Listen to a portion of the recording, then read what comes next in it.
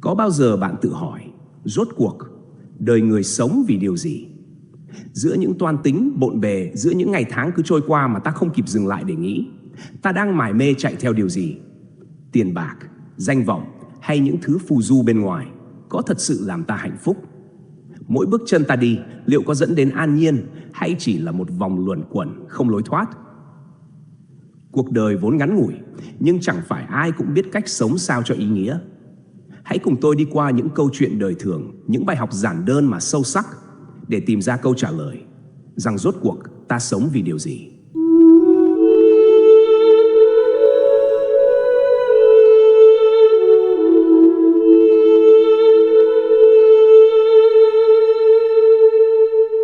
Các bài học cuộc sống.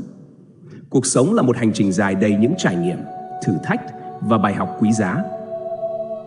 Những bài học này không chỉ giúp chúng ta trưởng thành mà còn dẫn dắt chúng ta đến sự an nhiên trong tâm hồn. Dưới đây là 5 bài học quan trọng mà bất kỳ ai cũng có thể áp dụng để tìm kiếm hạnh phúc và sự bình yên trong cuộc sống. Hòa giải và tha thứ giúp tâm hồn an nhiên, không bị giam cầm bởi quá khứ. Một trong những điều khó khăn nhất mà con người phải đối mặt là việc sống với những nỗi đau trong quá khứ. Chúng ta thường mang theo bên mình những ký ức đau thương, những tổn thương và những cảm giác bất công mà người khác gây ra. Tuy nhiên, việc giữ lại những điều này chỉ khiến tâm hồn chúng ta trở nên nặng nề, không thể tiến về phía trước. Hòa giải và tha thứ là cách để giải phóng bản thân khỏi gánh nặng này. Tha thứ không có nghĩa là quên đi hay chấp nhận hành động sai trái của người khác, mà là một hành động giải thoát bản thân khỏi cảm giác hận thù và oán giận. Khi chúng ta tha thứ, chúng ta cho phép chính mình được sống tự do, không bị giam cầm bởi quá khứ. Một ví dụ điển hình là câu chuyện của một người phụ nữ đã trải qua nhiều tổn thương trong hôn nhân. Thay vì giữ trong lòng nỗi đau và trách móc chồng cũ, cô chọn cách tha thứ. Khi cô thực sự tha thứ, cô cảm thấy nhẹ lòng, không còn cảm giác bị giam cầm bởi những kỷ niệm đau thương. Điều này giúp cô mở lòng đón nhận những mối quan hệ mới và tìm kiếm hạnh phúc cho chính mình. Chịu trách nhiệm cho cuộc sống của mình, tìm kiếm hạnh phúc từ bên trong. Hạnh phúc không phải là điều mà người khác có thể mang đến cho chúng ta, nó đến từ chính bên trong chúng ta. Việc chịu trách nhiệm cho cuộc sống của mình có nghĩa là chúng ta không đổ lỗi cho hoàn cảnh, người khác hay số phận. Chúng ta phải nhận thức rằng hạnh phúc là một lựa chọn. Khi chấp nhận rằng cuộc sống của mình là kết quả của những quyết định và hành động của bản thân, chúng ta sẽ cảm thấy mạnh mẽ hơn và có khả năng kiểm soát cuộc sống của mình. Thay vì chờ đợi người khác mang lại niềm vui hay sự hài lòng, hãy tìm kiếm hạnh phúc từ bên trong bằng cách thực hiện những điều mình yêu thích, chăm sóc bản thân và sống theo những giá trị mà mình tin tưởng. Có một câu chuyện về một người đàn ông đã trải qua những khó khăn trong công việc và cuộc sống cá nhân. Thay vì than phiền và tìm kiếm sự đồng cảm từ người khác, anh quyết định nhìn nhận lại cuộc sống và tập trung vào những điều tích cực. Anh bắt đầu làm những điều mà mình đam mê, như vẽ tranh và viết lách. Qua thời gian, anh nhận ra rằng hạnh phúc không phụ thuộc điều kiện bên ngoài mà xuất phát từ những gì mình tự tạo ra. Dám khác biệt và sống ở hiện tại. Áp lực xã hội có thể khiến chúng ta cảm thấy cần phải sống theo cách mà người khác mong đợi, từ cách ăn mặc đến lựa chọn nghề nghiệp. Tuy nhiên, để sống một cuộc đời thật sự ý nghĩa, chúng ta cần dám khác biệt và sống thật với chính mình. Điều này có nghĩa là không ngại thể hiện cá tính riêng và theo đuổi những đam mê mà chúng ta thực sự yêu thích. Hơn nữa, sống ở hiện tại giúp chúng ta nhận ra giá trị của từng khoảnh khắc. Chúng ta không nên để quá khứ hay tương lai ảnh hưởng đến những gì đang diễn ra trong cuộc sống hiện tại. Một người nghệ sĩ đã từng phải đấu tranh với những kỳ vọng của gia đình về việc trở thành bác sĩ. Cuối cùng, anh quyết định từ bỏ mọi áp lực và theo đuổi đam mê hội họa. Sống thật với chính mình, anh tìm thấy hạnh phúc trong từng nét vẽ, từng tác phẩm của mình. Anh cũng nhận ra rằng cuộc sống không chỉ là về thành công hay thất bại, mà còn là về những trải nghiệm đáng quý mà chúng ta sống và cảm nhận từng ngày. Không so sánh mình với người khác. Việc so sánh bản thân với người khác là một trong những nguyên nhân chính dẫn đến sự không hài lòng và cảm giác thiếu thốn. Mỗi người có một con đường riêng, một câu chuyện riêng và những hoàn cảnh khác nhau. So sánh chỉ khiến chúng ta cảm thấy không đủ, từ đó dẫn đến sự tự ti và đau khổ. Thay vì so sánh, hãy biết trân trọng những gì mình đang có. Mỗi ngày là một món quà, và mỗi khoảnh khắc đều có giá trị riêng của nó. Khi chúng ta học cách biết đủ và đánh giá cao cuộc sống của mình, chúng ta sẽ cảm thấy hạnh phúc và mãn nguyện hơn. Có một câu chuyện về hai người bạn, một người luôn thành công và người còn lại thường thất bại. Người thất bại luôn cảm thấy mình kém cỏi và ghen tị với bạn mình.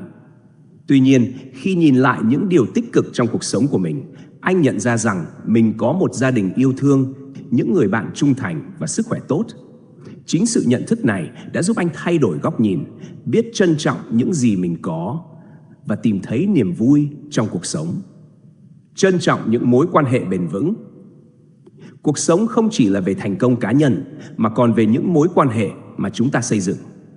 Trân trọng những mối quan hệ bền vững giúp chúng ta cảm nhận được giá trị thực sự của tình yêu, sự chia sẻ và hỗ trợ lẫn nhau.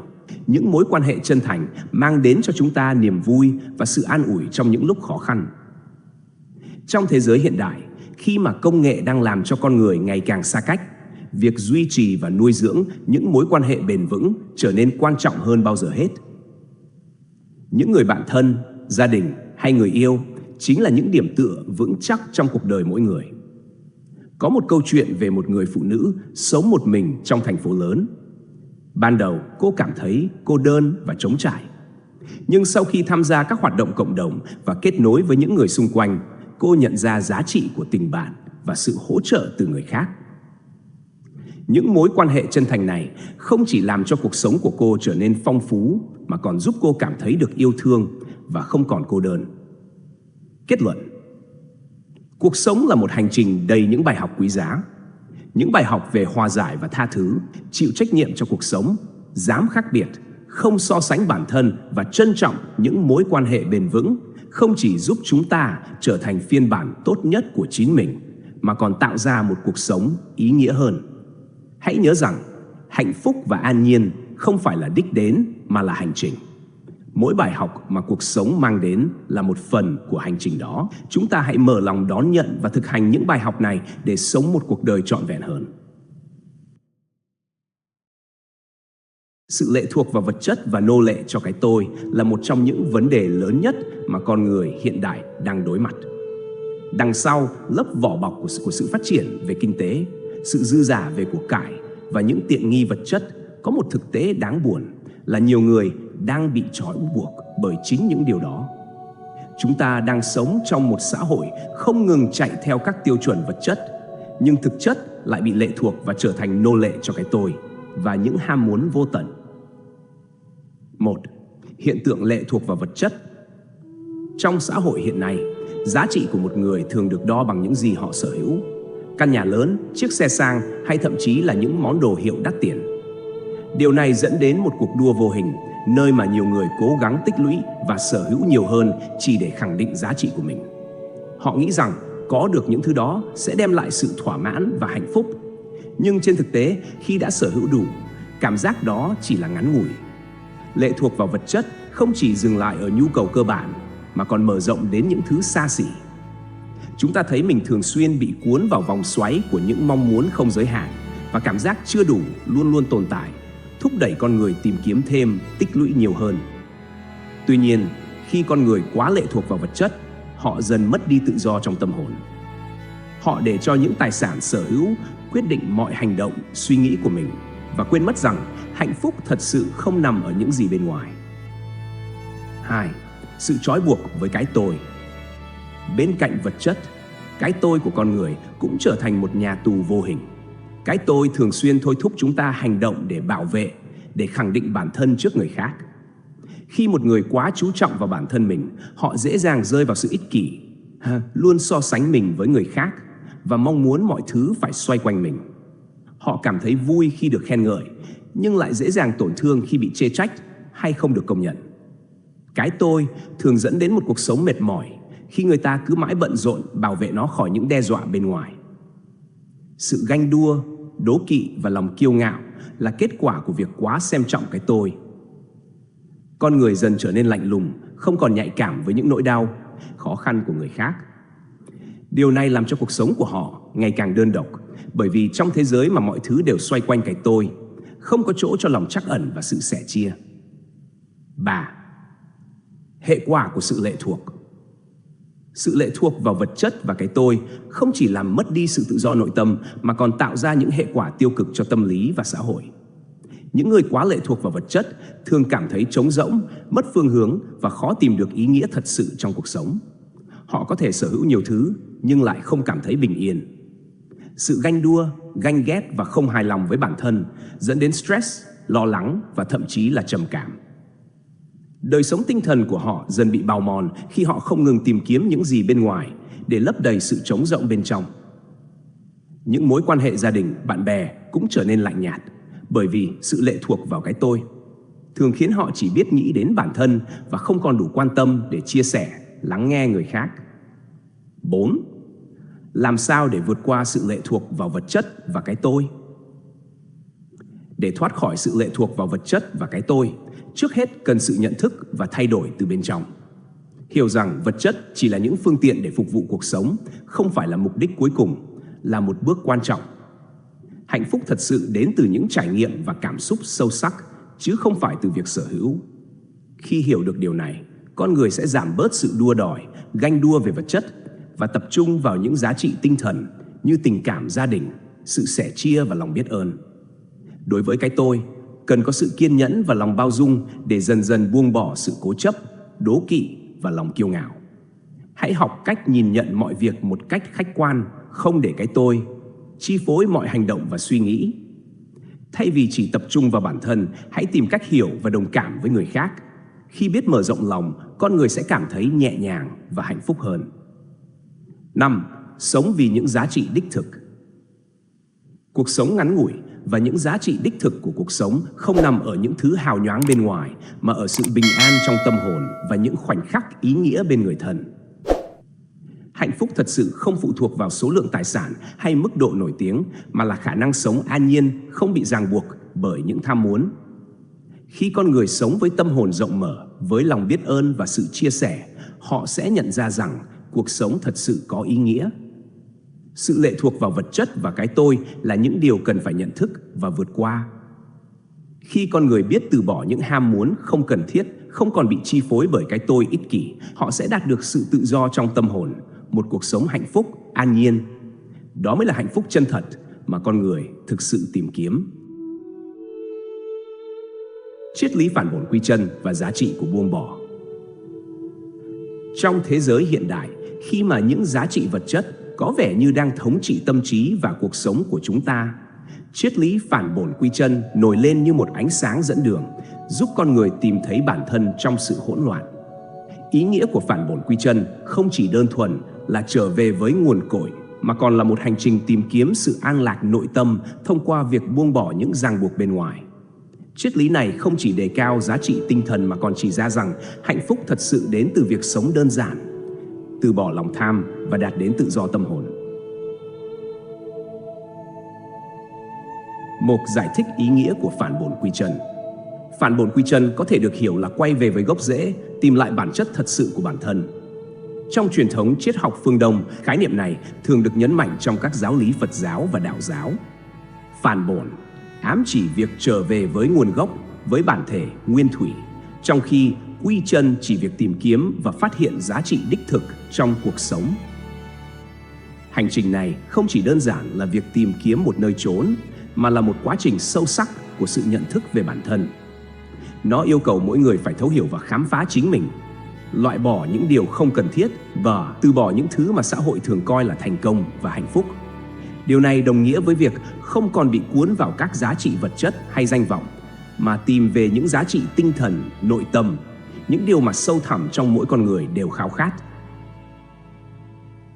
2. Sống không bám chấp vào vật ngoài thân. Một trong những yếu tố quan trọng trong triết lý phản bổn quy chân là việc từ bỏ sự bám chấp vào những vật chất bên ngoài. Con người thường mắc kẹt trong những suy nghĩ về những gì họ có, họ mất hoặc những gì họ khao khát.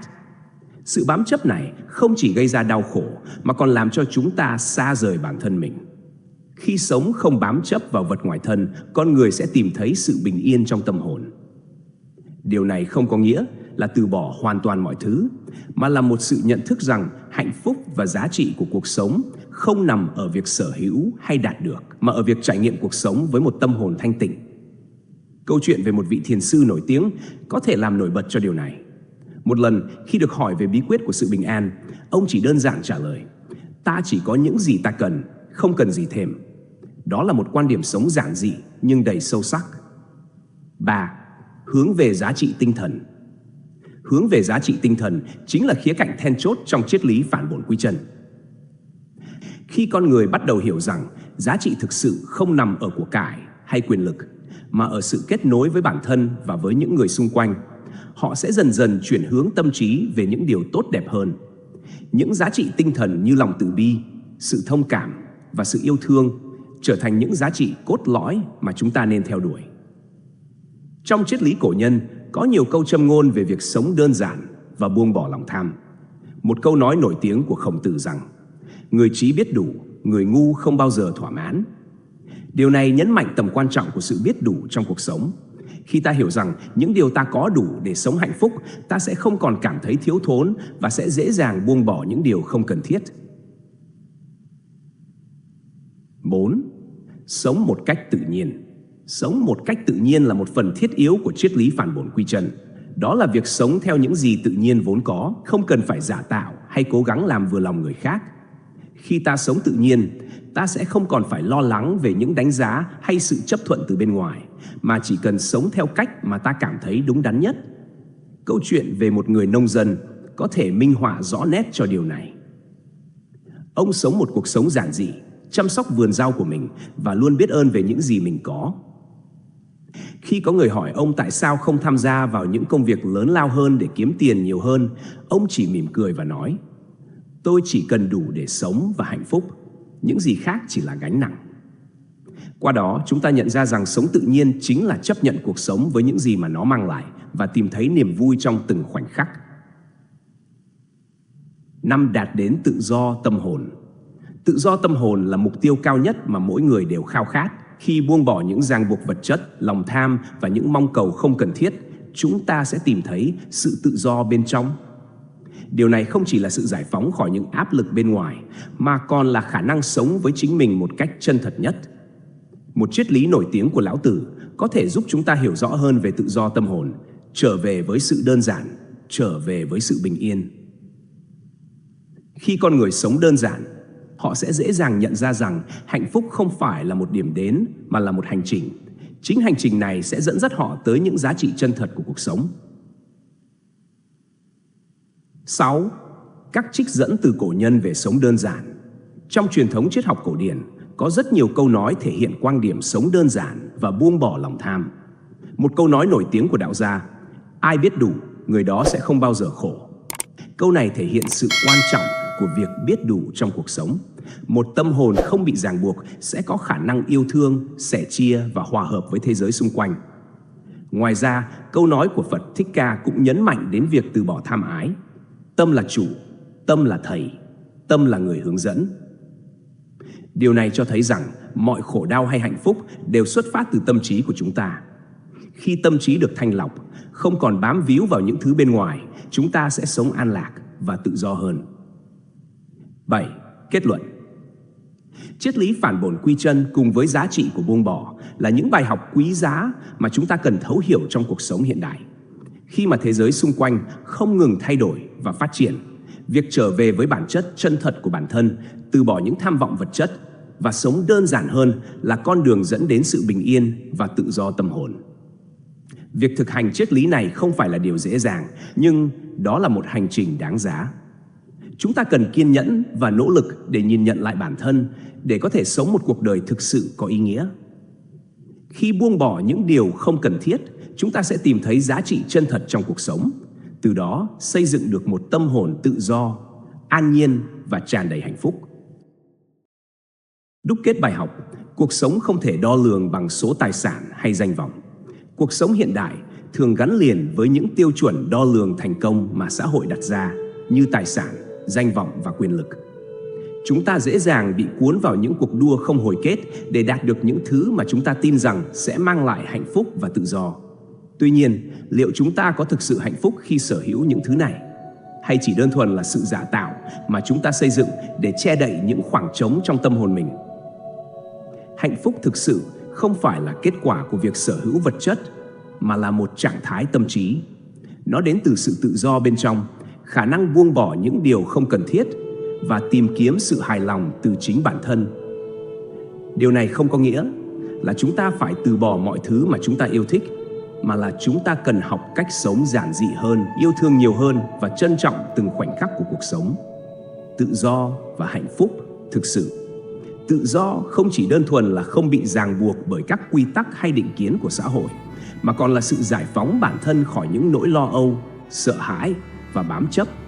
Khi chúng ta không còn bị chi phối bởi những suy nghĩ về tiền bạc hay địa vị, chúng ta sẽ tìm thấy sự bình yên trong tâm hồn. Tự do thực sự đến từ việc chấp nhận bản thân, chấp nhận những gì đang diễn ra và tìm kiếm ý nghĩa trong từng trải nghiệm. Trong hành trình tìm kiếm hạnh phúc, chúng ta thường quên rằng những điều nhỏ bé xung quanh chúng ta có thể mang lại niềm vui lớn. Một nụ cười từ người lạ, một buổi chiều tĩnh lặng bên gia đình, hay một khoảnh khắc cảm nhận vẻ đẹp của thiên nhiên đều có thể mang lại cho chúng ta những trải nghiệm ý nghĩa. Đôi khi, hạnh phúc chỉ cần được sống trọn vẹn với những gì ta có, thay vì liên tục tìm kiếm những điều lớn lao ở phía trước. Buông bỏ sự bám chấp. Sự bám chấp là một trong những nguyên nhân lớn nhất gây ra khổ đau trong cuộc sống. Khi chúng ta bám chấp vào những điều mình có, chúng ta tự đặt mình vào một chiếc lồng bị giới hạn bởi những mong đợi và áp lực. Những thứ vật chất, danh vọng hay thành công không thể đem lại cho chúng ta sự mãn nguyện lâu dài. Thay vào đó, chúng chỉ là những ảo ảnh tạm thời. Buông bỏ sự bám chấp không có nghĩa là chúng ta từ bỏ mọi thứ mà chúng ta yêu thích, mà là chúng ta học cách nhìn nhận và cảm nhận những điều đó với tâm thái tự do và thanh thản. Việc buông bỏ cũng là một hành trình mà mỗi người cần phải trải qua. Đó là quá trình học hỏi, cảm nhận và tìm thấy giá trị thực sự của cuộc sống. Khi chúng ta biết cách buông bỏ, chúng ta sẽ thấy rằng bản thân không còn bị ràng buộc bởi những gánh nặng của quá khứ hay lo lắng về tương lai. Có được trí huệ. Trí huệ không chỉ đơn thuần là kiến thức hay sự thông thái, mà còn là khả năng nhìn nhận cuộc sống một cách sâu sắc và toàn diện. Trí huệ giúp chúng ta hiểu rõ hơn về bản thân, về những người xung quanh và về thế giới. Khi có được trí huệ, chúng ta sẽ dễ dàng nhận ra rằng hạnh phúc không nằm ở những thứ vật chất mà là ở những gì bên trong. Trí huệ cũng giúp chúng ta phân biệt được điều gì là quan trọng và điều gì là phù du. Nó dẫn dắt chúng ta đến những quyết định đúng đắn, giúp ta sống một cuộc đời ý nghĩa hơn. Trí huệ không chỉ giúp ta tránh xa những cạm bẫy vật chất, mà còn mở ra cho chúng ta những cơ hội mới để phát triển bản thân và tạo ra giá trị cho cuộc sống. Lời kêu gọi sống cho hiện tại. Hãy nhớ rằng cuộc sống không chỉ là về nơi ta đã đến hay nơi ta muốn đến, mà còn là về những khoảnh khắc mà chúng ta sống trong từng giây phút. Hãy sống cho hiện tại, trân trọng từng khoảnh khắc mà cuộc sống mang lại. Đừng để những lo lắng về tương lai hay những hồi tưởng về quá khứ cướp đi hạnh phúc của bạn trong hiện tại. Khi chúng ta sống trong hiện tại, chúng ta có khả năng cảm nhận được niềm vui từ những điều giản dị nhất. Chúng ta sẽ biết cách thưởng thức hương vị của bữa ăn, cảm nhận hơi thở của gió hay hòa mình vào những giây phút hạnh phúc bên người thân. Cuộc sống giản dị, tràn đầy trí huệ sẽ mang đến cho chúng ta một trạng thái tâm hồn an nhiên, tự do và hạnh phúc thực sự. Hướng đến cuộc sống giản dị, tràn đầy trí huệ. Để sống một cuộc đời hạnh phúc và ý nghĩa, hãy bắt đầu từ những điều đơn giản. Hãy học cách trân trọng những gì bạn có, dù chúng có nhỏ bé đến đâu. Đôi khi, những điều giản dị lại mang lại cho chúng ta niềm hạnh phúc lớn nhất. Hãy loại bỏ những bận tâm về vật chất, hãy sống giản dị và tìm giá trị trong những trải nghiệm hàng ngày. Hãy dành thời gian để kết nối với bản thân, khám phá những đam mê và giá trị mà bạn thực sự tin tưởng. Hãy dành thời gian cho những người thân yêu, xây dựng những mối quan hệ chân thành và nuôi dưỡng tình yêu thương trong cuộc sống. Cuối cùng, hãy sống với lòng biết ơn. Biết ơn cuộc sống đã ban tặng cho bạn những trải nghiệm, bài học và những người xung quanh. Khi bạn biết ơn, bạn sẽ thấy cuộc sống trở nên tươi đẹp và ý nghĩa hơn bao giờ hết. Kết luận: cuộc sống không thể đo lường bằng số tài sản hay danh vọng. Tự do và hạnh phúc thực sự chỉ đến khi chúng ta buông bỏ sự bám chấp và có được trí huệ. Hãy sống cho hiện tại, buông bỏ những bận tâm về vật chất và hướng đến cuộc sống giản dị, tràn đầy trí huệ. Chỉ khi bạn thực sự biết cách sống trong từng khoảnh khắc, bạn mới có thể tìm thấy hạnh phúc và ý nghĩa mà cuộc sống mang lại. Hãy bắt đầu hành trình này ngay hôm nay và để cuộc sống dẫn dắt bạn đến những chân trời mới đầy ánh sáng và hy vọng. Nếu quý vị thấy video này hữu ích, hãy bấm đăng ký kênh và bật chuông thông báo để không bỏ lỡ những nội dung mới nhất. Đồng hành cùng Sống Cổ Nhân Audio, chúng ta sẽ cùng nhau tìm kiếm sự bình an và hạnh phúc trong cuộc sống.